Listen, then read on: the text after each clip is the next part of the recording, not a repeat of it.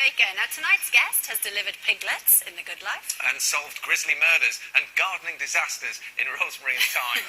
But no screenplay can compete with the story of her life. She grew up speaking fluent Hindi as part of a travelling theatre troupe performing Shakespeare in Indian villages. Not a word of a lie, and she is here to prove it. Please welcome Felicity Kendal.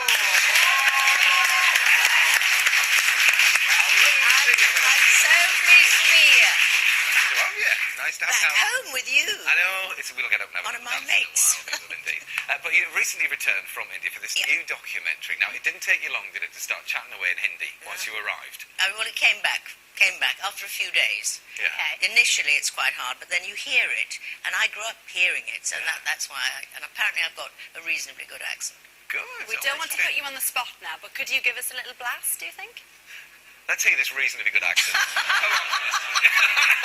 Just a little bit of Shakespeare. But I thought I was going to enjoy this. Sorry, can you do a bit of Shakespeare? Is that we asked it now? It won't be right, but because I don't actually know what one of the words is, but it could go something like, "May I be hoinga ki ne hoinga, ye bahut mushkil hai." Very good. But I don't think that's actually quite correct. Well, I'll tell you what. But it's as near as damn it I can We think. can now find out because we can hand over to Anita, who is our resident Hindi speaker. She can translate for That's us. not fair. And also, she'll let us know why she's sheltering under the trees of Gloucestershire. Evening. Hello, I have to say, Felicity ji, vah vah, kya baat hai? That was amazing. Although my own Shakespeare is just about manageable in English, never mind Hindi, but that was to be or not to be. And then I think you said, but that... It should be, that is the question. Anyway, we can talk about it later. Look at where I am. This could be the set of A Midsummer Night's Dream. I'm at the National Arboretum in Westonbirt in Gloucestershire. And this is one of 3 places in the UK that's taking part in an international trial to see what trees may survive up and down our green and pleasant land in the future. The reason being, even though we've had buckets of rain, is because according to research, the temperature of this country is actually getting warmer. So traditional trees that we're used to might not be around in 50 years' time. Also on tonight's show, Christine Walkton will be looking into Dutch elm disease and we'll be telling you about the latest pests and diseases that are threatening our forestry. Looking forward to that. Yeah, thank you, Anita. We'll see you later on. Yeah. Now, for someone living with dementia, it's amazing how even the smallest detail can make the biggest difference, from the colour of their crockery to the layout of their flats. Angela Rippon found how the design of one pioneering care home is improving the lives of its residents. Over the next 10 years, the number of people in the UK with dementia is expected to rise to more than 1 million. This is simply BBC 2 at 9 p.m. Basically, it's you return to India, you see lots of different performances, and before that, VT, we promised that we'd see a clip. This is an impressive performance in a high-security prison in northern India. Here it is. That obviously deeply affected. Did it heighten your emotion? Because the fact that he was a murderer and he was in there for... No, the emotion actually literally came. I mean, the reason that he poured water over him is they were getting a bit relaxed. Right. And we were watching a rehearsal, not a performance, so they were rehearsing in front of us. And they were all getting a bit sort of happy. And he told somebody, go and get a bucket of water. And he got this bucket of water and he poured it over the actor's head. Yeah. And everyone started to laugh and he went, ah! And frozen atmosphere. And suddenly, out of that, came this extraordinary anguish and pain. And the fact, I mean, these guys, what was surprising to me is that they were all seriously serial killers. I mean, they had done, you know, it wasn't by accident. It was many, very brutal, very... Yeah.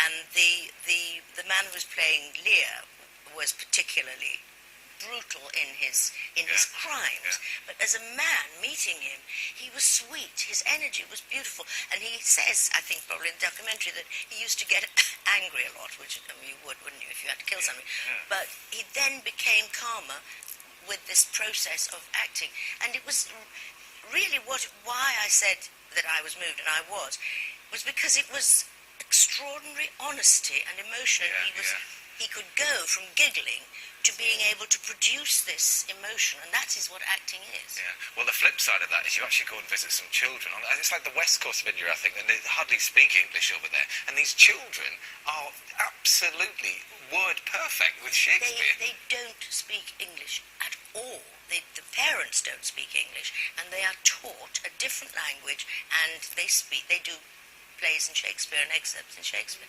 It's extraordinary. Yeah. It was amazing time. Yeah. Why do you think then that Shakespeare is so popular in India? I really don't know. The whole thing about Shakespeare is a mystery. Who he was, where he went, why he did it, how many people were involved. In a sense, what I came away with was it doesn't really matter. We don't know. There are many, many theories and all sorts of ideas come across in the quest for the reason. But he is genuinely, we touched the tip of the iceberg, really, in our travels. And he is adored and loved, I suppose, in a way that we love Chekhov. Yeah. Well, you can see all that. It's brilliant. Honestly, I absolutely loved it. Thoroughly enjoyed it. Next Wednesday, BBC Two. Lovely. Yeah, now, away from India, out in our British countryside, an increasing number of diseases are threatening our trees. Yes, including one called the Asian longhorn beetle. But before we find out exactly what that is, Christine Walkerton has been finding out what happened to that other tree killer, Dutch elm disease. The elm was once one of our most common trees and was lovingly depicted by our best-known landscape painter, John Constable. But around 40 years ago, they started to die off in their hundreds of thousands.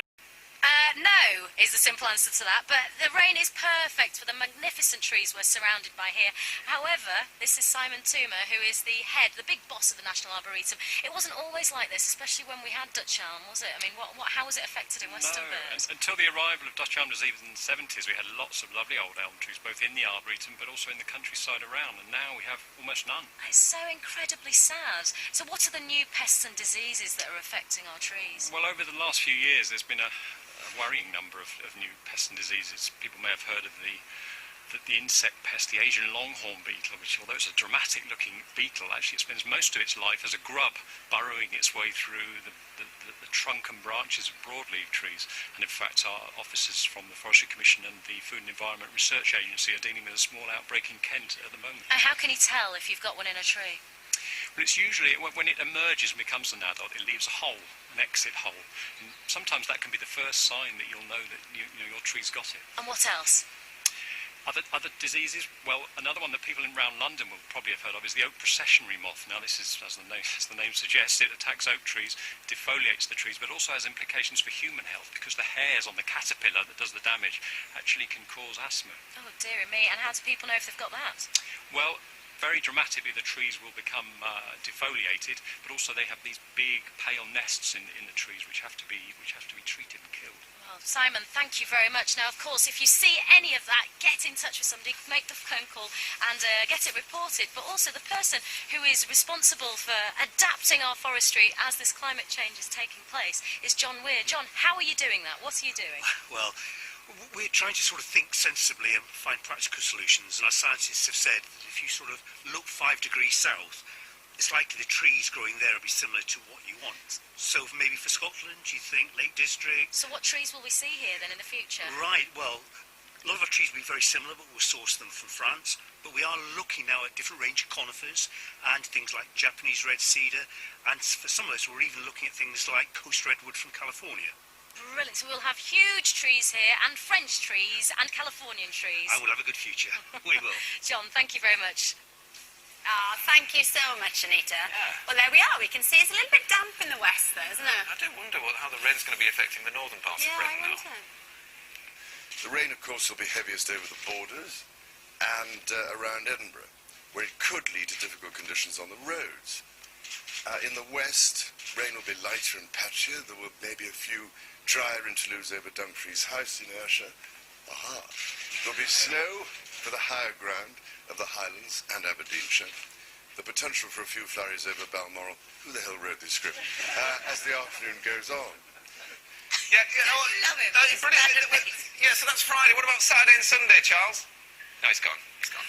He's gone. Not quite as good as Carol. Yeah. Oh, that is wonderful. Now, you lot can help us with something for tomorrow's show. Please dig out a picture of you as a child and try and recreate the same pose as you look now, and then send them both to us, and all will become clear on tomorrow's show. Just for good measure, here's a picture of lovely Felicity, around 5. So yes, it's a lovely there you are. picture. Just pull that face for her very quickly. There we go. And recreate. There it is. Perfect. Well, Felicity Kendal's Indian Shakespeare little cute little cheeks. is on Wednesday at 9 p.m. on BBC Two, BBC HD as well. Yes, I will be back tomorrow with Chris, and we'll be joined by Tim Minchin and Des O'Connor. We'll see you at 7 o'clock. Have a lovely evening. Goodbye. Thank you so much indeed. All right.